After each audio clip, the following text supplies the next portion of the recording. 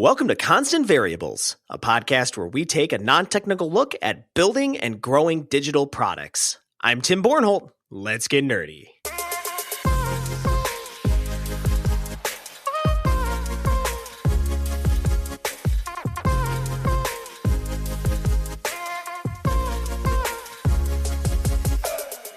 A few new housekeeping items. First, we're trying something new with ratings and reviews for our show. We know these asks are annoying, but they're very valuable to us. And as a thank you for taking the time to rate and review our show on Apple Podcasts, we will in turn give you and or your company a shout out on the show. Leave a rating and a review on Apple Podcasts and get free advertising. It's that simple. Even simpler, we've put a link in the show notes to take you right there. Second, we are hosting our first in-person event. If you like podcasts, assuming since you're listening to one you do, and you live around here in the Twin Cities, join us on Tuesday, September 21st at the Machine Shop in Minneapolis during Twin Cities Startup Week. We are bringing together a group of local podcast hosts to learn how they're using podcasting as a sales and marketing tool. I'll be flipping the mic on these podcasters, so bring your entrepreneur, marketing, sales, tech, and any other burning off-the-wall questions you might have and ask them anything. You can get your ticket and learn more about the event, Twin Cities Podcast Hosts Unplugged, at twincitiesstartupweek.com. We will put a link to that in the show notes as well. Today we are chatting with Solomon Anderson, a professional infrastructure engineer at a Fortune 500 company. Solomon joins the show to talk about the life of an infrastructure engineer, how data is stored and handled, balancing new features with supporting existing infrastructure, sustainability within large organizations, and so much more. So without further ado, here is my interview with Solomon Anderson. Solomon, welcome to the show. Hey, Tim. Good morning, and to the audience, good morning, afternoon, or evening, whenever you happen to be hearing this. Thank you so much for inviting me on. Happy to be here. Absolutely. Really excited to have you on. I'd love it if you gave our audience a little bit of background on yourself and what you do for a living. Yeah, definitely. So first and foremost, my name is Solomon Anderson. I am an infrastructure engineer from the great city of Minneapolis, Minnesota. I like to tell people that I'm from just the Twin Cities in general. I grew up pretty much all around the Twin Cities. So for the listeners out there, if you're from the Twin Cities area, some of the parks I grew up around are Powderhorn Park, Brackett Park, Jordan Park in North Minneapolis, PV Park in downtown Minneapolis, and now King Park here in South Minneapolis. So got to experience all of the city's greatness, and work for one of the major retailers here in the Twin Cities, doing infrastructure engineering, which is a fancy sounding title that pretty much just means I help keep data secure. Right on. And a very important job at that, which, so I know a lot of our listeners are from the Twin Cities. So if I'm going to put you on the spot, which park was your favorite to be around? Well, I'm biased. I'm definitely a Powderhorn Park. I consider myself a Powderhorn Park native. I grew up playing for the Eagles there. So I would say that's my home park. I love it. So prior to your current role, I know you worked with like Minneapolis Public Schools, and then you shifted with working with Minute Services with the state of Minnesota. How has your career shift been from going from like the public sector into more of a private sector? Oh, well, it's a different way of doing business, right? The public sector paradigm, you're working with public funding, taxpayer dollars. So, the money that you and I spend in sales tax and also just in taxes in general to the state, that more or less compromises the state of Minnesota's budget. So it's a little bit different on the private sector where things are, oftentimes privately funded or funded by shareholders. And so just a different way of doing business. Still a lot of the same problems that you're dealing with on a day-to-day, keeping data secure. You want to keep, at least for me, I don't kind of distinguish between the different types of data in terms of, whether or not it should be secure, I think everyone's data should be secure, right? I think we as individuals have a right to have that expectation of if we are entrusting an organization with our data, that data is going to remain, secure, available for the people who need it, and not available for people who don't need to access to that for whatever reason, whether it's on malicious intent or just not needing access to that to do their jobs. I'm a big proponent of data security and just data privacy in general. Are there any significant differences between protecting the data of a large retailer like the one you work for versus a public, government state run? I couldn't imagine that there's a whole lot of differences between the two, but are there any fundamental things that you have to keep in mind with one or the other, or is it pretty similar? Oh, I mean, how much time do we have, Tim?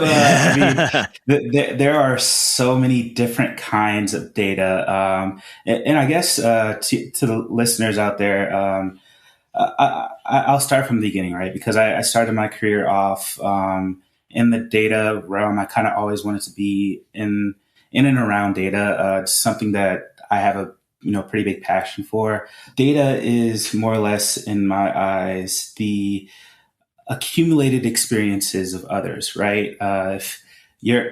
Let's go back to the first databases, which weren't even on computers, right? The example that I like to use for a lot of people when I'm talking just general databases are Rolodexes.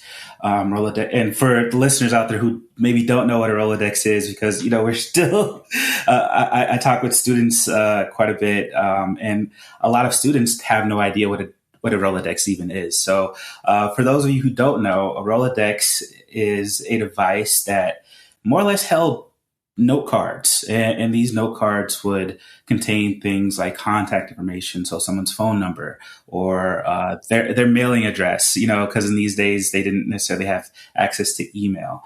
And there's so many different varieties of how data is maintained and stored. Like we have the Rolodex example of, contacts that you wanted to keep in touch with in the past. These days, there are so many different varieties. So with the state, I was working on MinsureHealthcare.gov, and a lot of that data was private health information, or PHI. PHI is a subset. It's a specific type of data that deals with healthcare. And the reason why we call it PHI is because that type of data is subject to different rules than, say, PCI data, which is payment card information. And these are a lot of acronyms. So for the audience out there, sorry if I'm losing you. No worries. Yeah, more or less, there are a variety of different kinds of data that organizations might come across or maintain or be responsible for. And oftentimes that data is subject to different rules. A lot of people, you might have heard of HIPAA, right? HIPAA is legislation that primarily focuses on PHI, so private health information, but it also covers PII, which is personally identifying information. And so there's a lot of different types of data and different caveats and different rules and caveats that data might be subject to. So there are a lot of different nuances in, how you perform certain business tasks when you're, working with health data versus retail data. There's also different configurations that you have to keep that data in versus a retail environment. So there are a lot of different nuances. Still a lot of the same problems of, making sure people have the access they need, making sure that people who don't need access don't ever get access. But how you get there can look very different depending on which avenue you're coming from.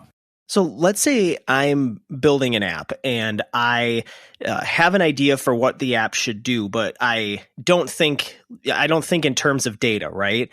So someone comes to you with an idea and they say, "I want this built. How do I start going about the data?" How do you think about what sorts of information needs to be stored and how you go about protecting it? Ooh, that's a great question. I think it really depends on what you're trying to do. Um, Especially in the context of mobile apps, there are a lot of uh, different things to think about. So there are these. Let's say, how is your app going to make money first and foremost, right? A lot of apps do that are or a lot of apps on the app stores are free, and so one of the primary ways that developers can make money is using ads, serving ads to their users. And so, how would this potential app developer plan to use MAIDs, or what are called mobile advertising IDs, which are essentially unique identifiers for every mobile device out there? And so, Tim, let's say this is your app that we're building. The first thing I'm going to ask is, well, what are you trying to accomplish with your app? What are users going to be giving or putting into your app, and what is the expected outcome for them? Is it, a social media app where you're providing your uh, biographical information in hopes of connecting with others who maybe have the same interests, or maybe went to the same high school? Or is this a app like Duolingo, where you're trying to enable people's learning, and you're collecting things like account information, preferred or spoken languages, or languages that they want to learn? That there are just so many different ways to kind of think about the data that you're not just asking for from your users, but also the data that you're maintaining on your end, and how you're giving back data to the people who might be using this application, whether that's through advertisement, whether it's through collecting log information. So if you've ever had a Microsoft Office program become unresponsive, and you have to Control Alt Delete to in that process, sometimes what will happen is a bug report will pop up, and it'll ask you, "Hey, do you want to send this information to the developer or the vendor who is responsible for this software, to help them with their troubleshooting?" That's also a form of data that the end user, is sending back to the provider of that application. And so, how are you going to make that connection happen, and how are you going to store that data? I guess the first questions that pop up to me, but also, what is your plan for keeping this data secure? Where are you going to store this data? Is it going to be on a personal server in your basement that has maybe scrupulous security, or are you going to put it in the cloud? And are you going to make sure that your cloud bucket, whether it's a Amazon AWS instance or some other kind of technology, are you going to ensure that that's configured in a safe and secure way? The primary focus for me is mostly always going to boil down to the data that you're collecting from consumers, how you're keeping that data secure, and what your plan is for maintaining and keeping that data secure, because that's ever evolving target. It's a constant problem that not just mobile app developers, but large organizations like my own are constantly dealing with. Yeah, and it's one of those questions too that I get asked a lot. Is people will ask some of those questions of how you keep data secure and how you go about, and it's asked at a really high level, right? It's not asked at a specific level, so you kind of have to just generally say, ask those kind of leading questions to get to specific answers. But I think that what you've been saying makes a lot of sense. Of before we can really answer how data should be protected, we need to really get an understanding of a lot of the business concerns. It's not just about the app itself. It's about what you're going to do with that data and how it's going to move from place to place. And every single time your data moves from one place to another, just from, for example, if you have something in your app that can export data, that's a concern, because how can someone can just dump all their data out and email it to somebody else, and now we can't guarantee the security of that data, right?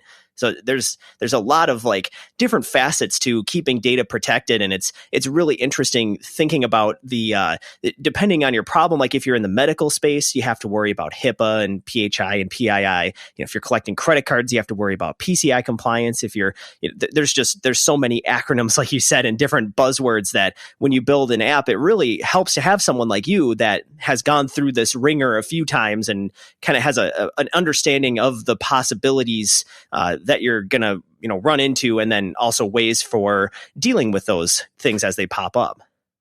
Yeah. It's how someone like me can help, but I'm definitely not a wizard by any means. It really does take a team of people who not just understand the data, but also the security implications of that data. We don't have to think too far back in the headlines to come up with relevant examples. Colonial Pipeline is a huge story in security right now. But also I think back to, the Experian, or was it Equifax? I'm sorry. I can't recall if it's Experian. It was one of the two. One of those two, reporting, credit card or consumer credit reporting agencies. They had a large, data breach as well. And we're still dealing with the effects of data breaches like that. And by the way, to the audience out there, if you haven't already frozen your credit reports at all three bureaus, please do that immediately because it's free. Two, it'll help keep your, credit secure, but it's also just a good practice.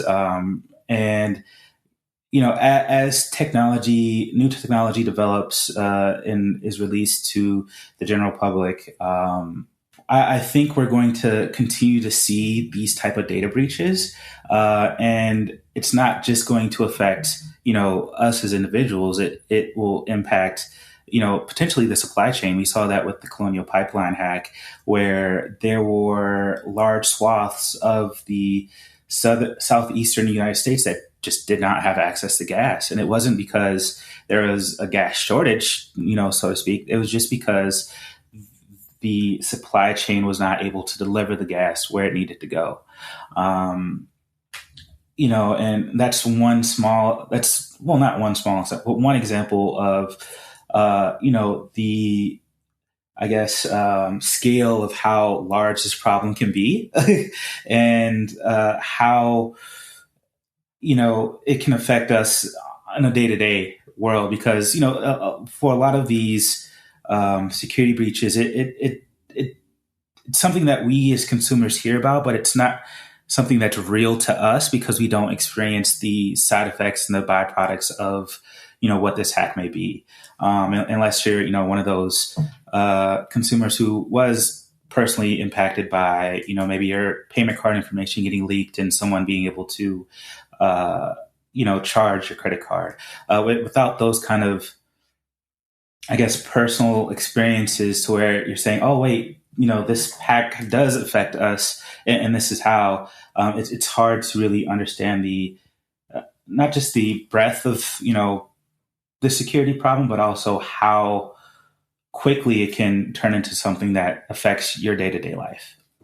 It's always fascinating to me, that problem of like immediacy and relevancy. Like, I mean, you can even look at like the pandemic we're going through, where so many people, continue to this day to say that COVID isn't real, or that people don't get that sick or anything like that. And it's just, you don't have to go very far into Reddit to find examples of people who, back in last March were complaining about the shutdowns and saying it's just another version of the flu and it's not that big a deal. And then fast forward 18 months and I'm in the hospital with oxygen being pumped into me, please pray and stuff. And it's just like people really tend to underestimate the impact of things until it actually impacts you. And the thing with technology, the way it relates back to this specific topic is people think that data, people really undervalue the importance of data and how a company like Facebook, why is it valued at several $billion? It's like there's a very specific reason for it, and it's like you may think that you posting your update at getting a sandwich at a restaurant or something isn't in itself particularly valuable, and you may be right about that. But when you take millions of people posting millions of things all at once, and you can start to run patterns and run different queries against that data and sell the results back to different people. It's like your individual contribution to the data may not be significant, but when you take all that data en masse, it's a lot. It can lead to a lot of big problems. So if you're thinking about building software and you're thinking about getting hit at scale, that's why you need to be thinking about these problems, is because it's bigger than just one individual. It's people can take this data and even find ways to match pieces of data that you wouldn't think are relevant, like different websites you go to, or kind of following you around the internet. It's like these companies and anybody that has that kind of scale can piece together information about people that they didn't even know about themselves. So that's why we hammer home these points about data and security so much, and especially for people listening to this that are thinking about building mobile software. It's you have to start to think at a bigger scale and think at what can computers do that humans can't do. Yeah, and it does not take a whole lot of data to get some pretty interesting insights from someone. Going back to the mobile device landscape, I mentioned earlier that mobile devices have these things that are called MAIDs, mobile. I forget what these. I think it's mobile advertising ID. I think that's the acronym. Forgive me if I'm mistaken. And so these are more or less unique identifiers to each and every cell phone out there. So if you happen to have a smartphone that has any type of ad whatsoever, your phone has a MAID, a mobile advertising ID. And while the data that each individual app may collect can be, anonymized or pseudo-anonymized, it doesn't take a whole lot of searching to find, ways to combine that data. And so I'll use an example from, I forget the name of the app, but there was a prayer app that a number of people downloaded and had installed on their devices, and it was a free app, so it served ads to its user base. And somehow, some way, the devices that were being served ads through this app, that list of that data set got leaked, and by combining that supposedly anonymous data set with some of the other data sets that exist out there on the web, it became a trivial matter to identify not just the people who were using the app, but also the places that they were going, the property that they may have had in their name. And it's almost shocking to kind of discover how quickly and how much data a company like Facebook might have on you. And there have been a number of examples of, people finding out things about themselves that they might not have known had it not been for the type of ads that they were receiving. I've lost track of how many headlines I've seen of people discovering things like a pregnancy from, getting served ads about baby formula, or someone, finding out,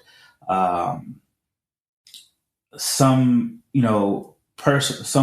crazy information about themselves or a family member because of the ads that they were seeing. And it's because, some way, somehow, some advertiser out there was able to gather enough data about a consumer to predict, hey, this person is likely going to, be pregnant within the next year or so. Let's serve them ads. Or this person is likely to travel in the next 2-3 months. So let's serve them, advertisements about travel. There's so many different data points out there that it only takes a few, connections between different data sets to figure out some really truly interesting and almost frightening things about the average everyday user. Yeah, I could go on and on about this because it's something that I think we as technologists really intimately understand, but it seems like maybe the world and the general public at large is kind of coming around to this idea, but I still preach it as much as I can because there's always somebody who doesn't know, and I'd rather people be aware of when you're posting on Facebook, it's free. No one's paying for Facebook in a way that they understand, how they're paying for it. And that's the part that appalls me the most is I really don't think people understand, like when you use a service like Facebook or Twitter or LinkedIn, any of the free social networks, there is a price you're paying in the long run. And you have to be I think it's at least you should be aware of what that price is, and have like consumers have the understanding of what they're doing before they, just post because it's free.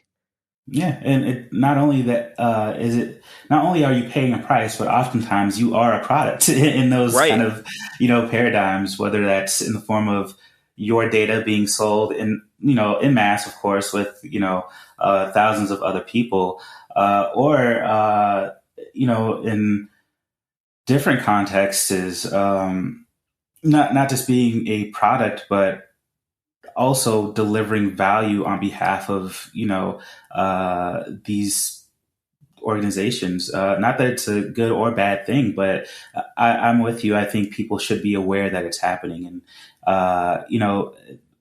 as more and more people become aware, they can make informed decisions, and maybe they say, hey, I'm okay with that exchange of information. I'm more than happy to let a Facebook know about what my day-to-day activities are in exchange for having quick and easy access to communicate with family and friends. It's not. I think for me, it's up to the individual consumer to decide what their level of comfort is. But I think I'm in agreement with you that we both as consumers and also I think on the organization side should do a better job of making people aware of what's really at stake. And it's not, always just, what your day-to-day activities are. It's also your location. It's also, property you may own, the car you drive, all of these things that are, relatively small and minute in scale. But if you, take a step back and kind of understand the picture or all of the data and how many implications and I guess impressions that you can more or less predict from a consumer. I think the more people understand that side of things, the more I'll say it's a very nuanced conversation, very nuanced conversation. So it's tough for, I think, consumers to know because these aren't things that we talk about in schools for the most part, while some students may understand what data is, they might not necessarily be thinking about how the data that they're providing to an app or the information that they're sharing over, a Instagram chat could, down the line come back and show up in the form of them getting, a specific ad or, having their data included in a data set. There's so many different, dynamics at play that it's very difficult. It's a very nuanced conversation. And so, it's very nuanced. Yeah, it's nothing we'll solve here today. I think it's more of just you and me making people aware of there's a conversation that needs to be had that isn't really being had, and it kind of comes down to critical thinking and just the basics that they might not teach about how data can be mined and aggregated and pieced together in certain ways in school, but they can certainly teach critical thinking, and all you have to do is think like, this service is really valuable. I wonder why it's free. Yeah.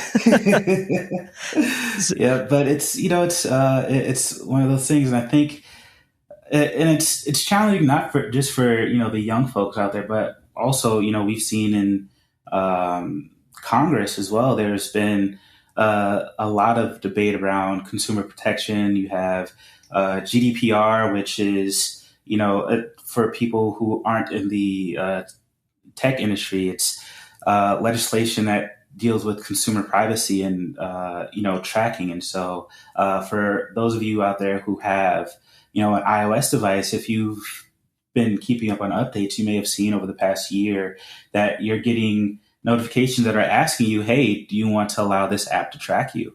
And that came as a result of that GDPR legislation and just consumer protection laws in general. And so we're starting to slowly, those conversations are slowly starting to come into, the larger general conversations that are happening in the general public.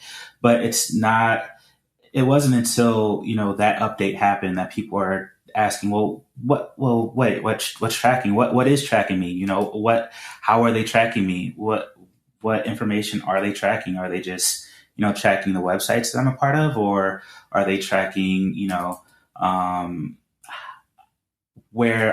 I'm navigating through the web? And even just that distinction is, a lot different from the, cookie conversations that we were having about websites in the early 2000s, because it's a whole different ballgame, and the methods that are being used to extract that information from consumers is different, but also the ways in which it's being extracted are different too. Back in the day, it may have been in the form of a consumer survey. Now, a lot of those consumer surveys are more or less social games that people play on. You see the quizzes on Facebook if you're a Facebook user, or maybe even the polls on a site like LinkedIn. That data is all boiling up to something, and you're oftentimes getting those surveys because you've been identified as a member of a population that either that advertiser or the survey provider wants to learn from and speak to. Oh man! All right, I'm moving the subject. I'm changing the subject because I'm starting to get mad about all this stuff. And this show's supposed to be happy, and so we're moving it along. Yes, there's to button it up. There's a lot of shenanigans on social media. We'll say that. Yes. So what we were talking about cybersecurity, right? And talking about with building out infrastructure. If you're thinking about building out an app, you might have different questions on how that data should be secured. And you had mentioned that one of the things that you ask when you're going through that is how are you going to maintain it and keep it secure? So I know, as someone that's been building apps for other people for 9 years, the thing that people want to talk about is adding new features. And the thing that nobody wants to talk about is maintaining what you've already got.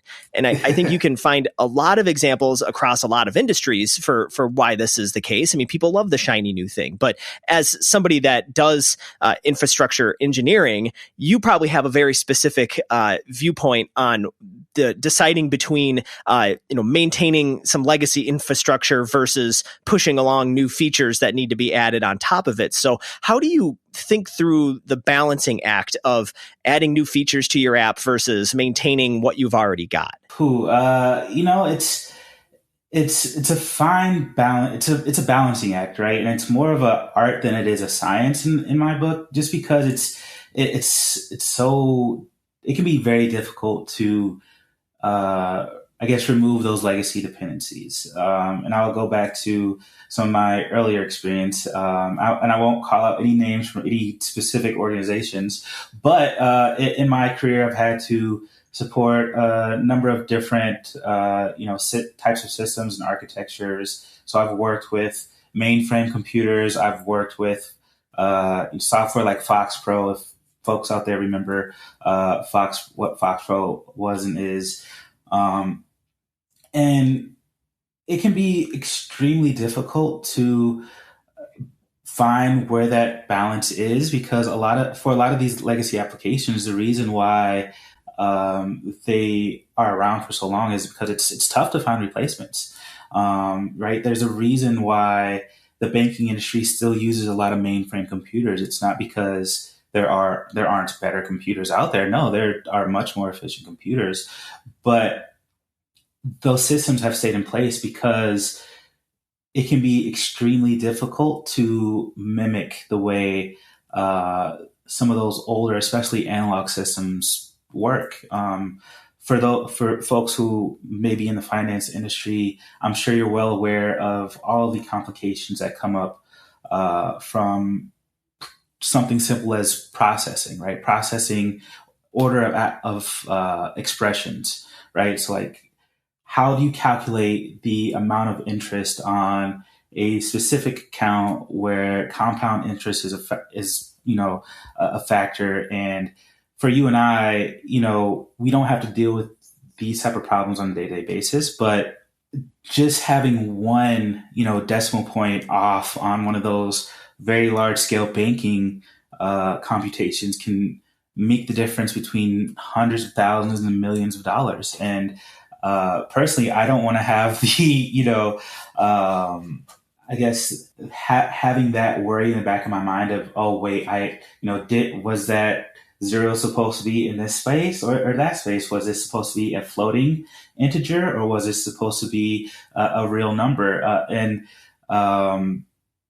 Just having to deal with problems on the level of thinking about the data types that you're using, because numbers aren't always treated the same between different programming languages. And how do you solve for that? There are all kinds of just special cases and caveats that, if you're building up a regular web app, you probably will never have to worry about. But if you're working with consumer financial data, these are things that you have to breathe and bleed these very complicated, very complex programming paradigms, because if you don't, it can mean the difference of millions of dollars and also potentially your job. And so for me, I think, one, you should always have a contingency plan in place, right? So what is the absolute worst case if, a system that you depends on happens to break down? How do you go about fixing that? How do you recover from, a catastrophic failure? Start there. Step one. Step two, is a new feature going to be the difference maker? And by being the difference maker, I mean, is it going to have a irreversible effect on the user base? Is it going to make things a whole lot better, or is it going to make things a whole lot more secure? What is the value of this new feature that you're bringing on versus maintaining the old infrastructure and ensuring that infrastructure is secure? Because for a lot of these different hacks and data leaks, think of like the Heartbleed SSL bug that came out. It's not all just while a lot of these security incidents happen because of old infrastructure, sometimes it's also happening because you're introducing features too quickly. Going back to the Heartbleed SSL issue, that issue existed only because people were up to date on patching. If people weren't up to date on patching, it wouldn't have happened. And so it's a lot of people tend to blame the old infrastructure on security lapses, but it can also be new infrastructure too. So is this new feature going to be the difference maker? Is it worth the potential risk of having a security event? Yes, or if the answer is no, then oftentimes the answer of implementing that new feature is going to be no as well. But you also can't box yourself in and put off those updates for too long, because then you're at risk of having some of those older bugs, and maybe it's a 0-day attack, whatever the case may be. The longer your infrastructure is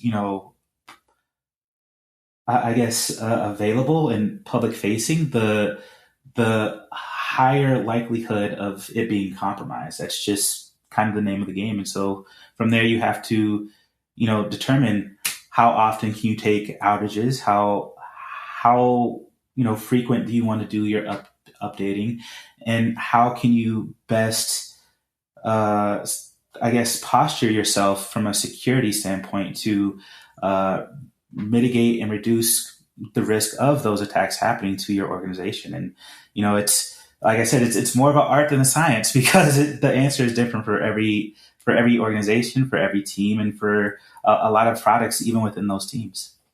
And to me, it just seems like this kind of, like you said, it's art over science. It's just like kind of an unanswerable dilemma that is a never ending constant when you're dealing with software. Is you're gonna, if you keep maintaining your software and you keep having users using it, eventually you're going to hit a point where someone's going to be using your app on a 10-year-old device that has all kinds of vulnerabilities. And it's like, how much effort do you want to put into having that one person be able to use your app versus everyone that's upgraded to 10 operating systems newer?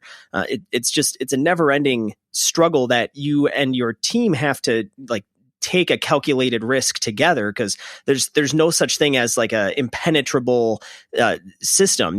There's always going to be a way in if there's somebody that's motivated to get into that system. So you kind of have to play it, I think, a little bit of you have to take kind of calculated gambles, of, do we spend the time to upgrade to this thing, or do we spend the time to add in a new feature? And like you said, I think it comes down to listening to your users and kind of thinking through all of the business concerns in order to, really come up with what the right answer is, and make it more of that art over a prescribed science. Yeah. Like you said, there's no such thing as perfect defense, right? And so you have to find that sweet point of, who your users are, what your use case is, and go from there. But even if there was a special magic system that you can buy off the shelf and have it instantly secure your environment is only going to be as secure as the people who are supporting it. You can have the best security in the world from a coding standpoint or infrastructure standpoint, but if someone within your office is going, might potentially take a USB drive and plug it into a computer, well, there goes your security posture right there, right? And it can be something as small as that. I think of examples like the Stuxnet worm. I think that's right.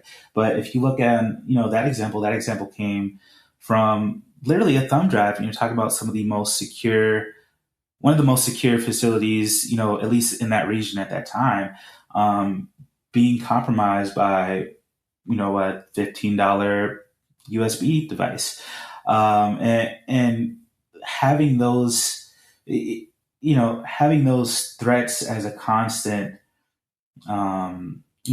potential attack vector is something that you're always going to have to deal with. So you have to, like you said, have to decide within your team, what's your priority, how much time do you want to spend on supporting the old infrastructure versus building out those new features, that new functionality, and getting new users, or introducing new features for the user base that you already have, because it's different. It's a different answer for everybody, depending on your team, depending on what your goals are, so on and so forth.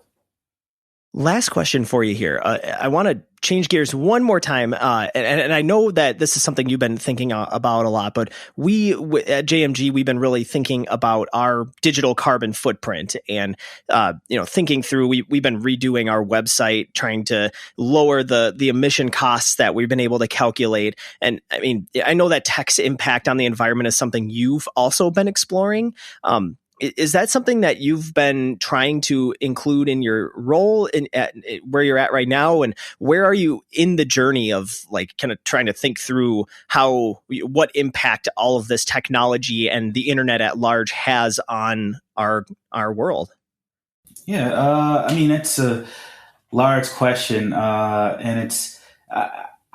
First and foremost, I'm just sad that it's coming out towards the end of the episode because I wish I could spend a lot more time on it. But I'm a big proponent of thinking globally and acting locally, and so I think you don't have to look very far to see the effects of climate change, right? We had just over the past month flooding in places like Germany at a scale that we've never seen before. In Florida, we have buildings literally collapsing, and it's in part, due to the impact of climate change, and it's something that I'm constantly thinking about, not just in my personal life, in the form of composting, recycling, but also in my day to day job, and because I guess I get a unique perspective than most people, because a lot of people, I won't say a lot of people, but most people aren't spending their day to day in a data center, right? A lot of people probably haven't even seen a data center or been inside of one, because a lot of them are out there. You might have even passed the data center and not even known it, because you might have thought it was just a regular warehouse, until you see 15 AC units on the top of the building. Right. But it's something that's constantly in the back of my head, because the systems I support are such a large scale, and we're talking not gigabytes of data but terabytes or petaflops of data in some cases, and all of that data has to go somewhere, right? It has to be stored somewhere, and not just stored in a way that it's secure, but also stored in a way that is accessible to people who need access to it, and that costs not just money but also resources, right? There are thousands of dollars that go towards just the electricity and energy costs associated with running one of these data centers. And so that's something that I'm constantly thinking about. But also on a personal level, the amount of time that we have a tab open in Chrome. If you're, one of those people who happens to have a lot of Chrome tabs open at any given time, and I'm definitely one of those people. I'm trying to be better at it. But I might have 50 tabs open on a given day. And while I'm not actively, working in those tabs, just having that tab up, is costing money, right? Or costing resources, because in the background it might be refreshing, whether it's just the page or maybe the ads on that page. And that, on a small individual level, it's again, like a lot of this conversation might be minute, it might be minuscule, but if you scale that up to, hundreds of thousands or millions of people, then you can very quickly get into some just large amounts of data and electricity costs, and it's a lot to consider. And so I'm always thinking about ways to be more efficient, whether it's sunsetting systems that aren't being used by many people, maybe migrating. A lot of teams, and you've probably experienced this, Tim. If you're building a new application, a team might get their own database, and they might really be protective of that database, and they might want their own database themselves, but they might not need their own database. Maybe the data that is for their app can live in a database with another application that doesn't have a large user base, and maybe they can share infrastructure, instead of having two separate instances that are taking the same amount of resources, relatively speaking. And so there are a lot of different ways that, from an infrastructure engineering standpoint, that we can, just take small steps to reduce that footprint. Trying to encourage behavior that isn't wasteful, whether that's in the form of reminding people that you'll be logged out automatically after 5 minutes of inactivity. Just small steps that again might not seem like much on an individual level, but if you build them up, can have huge savings costs, reduce the footprint that your organization or your application might be using, and just not being as wasteful as we have in the past. I think if we do just a little bit to reduce that waste, we could see a huge impact on it. And if we keep making small changes like that, then we kind of get in that mode of thinking, all right, how do I be as least wasteful as possible? And once everyone is kind of on that same page, I think we'll be in a good place. It kind of harkens back to our earlier conversation about people not understanding their data and what the value is to that, and what happens when you have a mass amount of data, what you can do to it. It's similar to this sustainability stuff within technology. And if you're building an app and you are going to have a scale, it's like every little piece of code that you run increases the amount of energy that you're drawing to run it. And so the more like compact, it's kind of like best practices. Again, just going back to accessibility. If you think about the things that help make people's lives a little easier that have disabilities or other kind of issues with working with technology, you make changes so that it helps them out, and in turn it helps out everybody. It's kind of a similar principle to sustainability within technology, where if you're operating, if you have an app and it's just your app, then you can monitor that and be safe with it. But if you've got 10,000 people all using your app at the same time and you're wasting resources, negligently, all that little bit of data adds up. And that's why if you were to take the internet like as a whole, it's like the third or fourth, and you kind of compared it to the different countries in the world in terms of energy use, the internet itself would be like the third or fourth largest polluter of and consumer of energy. So the point I want people to take away from this conversation, again, I wish we could go on for longer, but I think the point I want people to take away is, if you're going to be working on a app or working on a website or something, don't just think about the energy usage of an individual using it. Think about how many people are going to be accessing this information, and find ways that you can shrink it down so that you're using and being as energy efficient and optimizing your resources as you possibly can. Yeah, whether that's in terms of, the databases you're using, the code that you're using, like you mentioned, keeping that as clean and light as possible. Or even the way that you're doing advertising, right? Like all of these things can boil up into that idea of, being resource conscious and not necessarily thinking with a scarcity mindset, but just realizing that there is scarcity and how best to utilize the resources that you're going to be using anyways. How can you make the most of that kilowatt of energy? Is it going to be, running a large code set, or is it going to be, putting energy into making sure your code is as light and scalable as possible, so that, in the event you do have 1 million users, you're not, using up 1 million kilowatts of energy, because, that'd be super unsustainable, and hopefully you're not doing that. So, thank you so much again, Tim. Appreciate you inviting me on to Constant Variables. I, hope the audience out there has, a great rest of your day, evening, afternoon, wherever you happen to hear this. And feel free to reach out. I'm on LinkedIn, Solomon Anderson. I'm on Twitter, 1991DBA. So all my, Twitter users out there, feel free to send me a tweet, DM. Happy to be a resource to anyone out there who has questions about infrastructure, engineering, data, shoes. I have a shoe collector. So if you happen to be a sneakerhead, I'm happy to tap shoes with you too. Tap, pull to everybody out there who, might be a collector. And yeah, that's about it. It's great when you're the host and the guest kind of wraps themselves up. That's phenomenal. I don't think I've experienced that. Solomon, this was awesome. And I wish we could have gone longer. I had to call it early, but I do really appreciate you coming on the show. I hope people go and find you on LinkedIn and Twitter and pick your brain a little bit. And I hope that you and I can connect in person in the future. Yeah, I hope so. Happy to, get out, grab some drinks, maybe grab some lunch, whatever the case may be. Happy to connect. So whenever you have some time, let me know. I love it. Thanks, Solomon. Yeah, thank you, Tiff. Have a good one.